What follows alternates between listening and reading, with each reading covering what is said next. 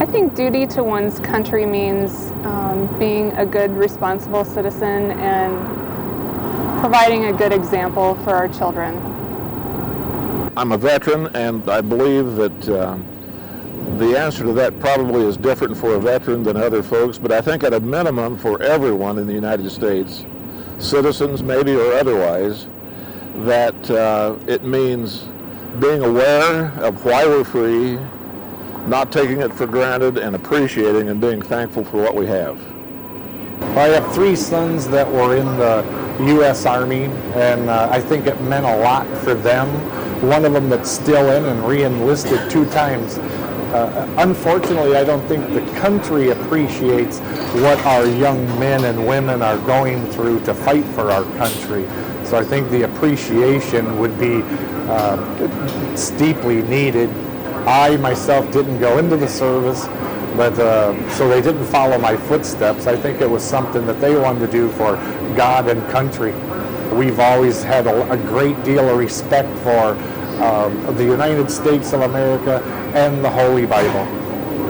I believe that we're all put here for a reason, and that we owe it to our generation and to the future generations to try to leave the world a better place than we found it. And there are so many ways of showing your respect and patriotism other than serving in the military, which of course is, I think, the top. Having been in military myself, I really think that that is about as high as you go, serving your country. But all of the people who are donating time and expertise and working with children and helping out in disasters. I'm so proud of the people in Cedar Rapids for the way they stepped up in the flood. While we do have many, many people that volunteer and give their service, we still have a lot of people who seem to think that they were put on this earth wholly to have a good time, and they don't have to have respect for the country, the flag, the other citizens. As a small child, I was raised to have great respect for the flag. When the flag goes by, you stand at attention, whether you're 1 year old or 92 years old.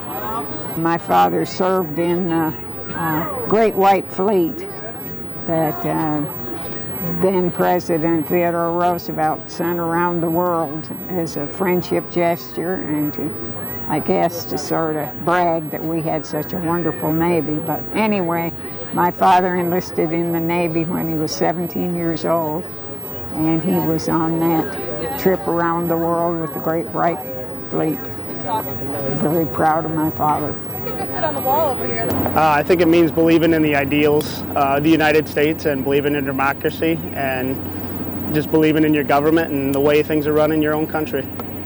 I'm in AmeriCorps Vista, and I think duty to my country means seeing a need and meeting the need in whatever way I can. I think everybody has something they can do to contribute, and then it's up to all of us to serve our country in whatever way we can.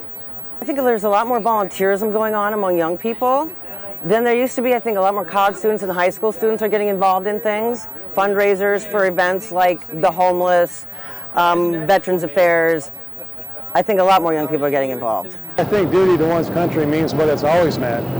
And whether you agree with our efforts overseas or not, it's young people, men and women, who are stepping outside of themselves to serve a cause or an ideal that they have inside that means something greater than themselves. That's what I want to emphasize.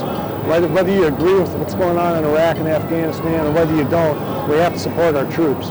And only because they're young men and women who are putting their lives on the line every single day for the cause of freedom and democracy as it's been handed down to us from our forefathers all of these years. I'm very grateful for all those men and women overseas that have a lot worse jobs than I do. I play music for the military, and I was also raised during the Vietnam era, so I had many conflicting opinions about what duty and country meant as a young man because of that very divisive war, the Vietnam War.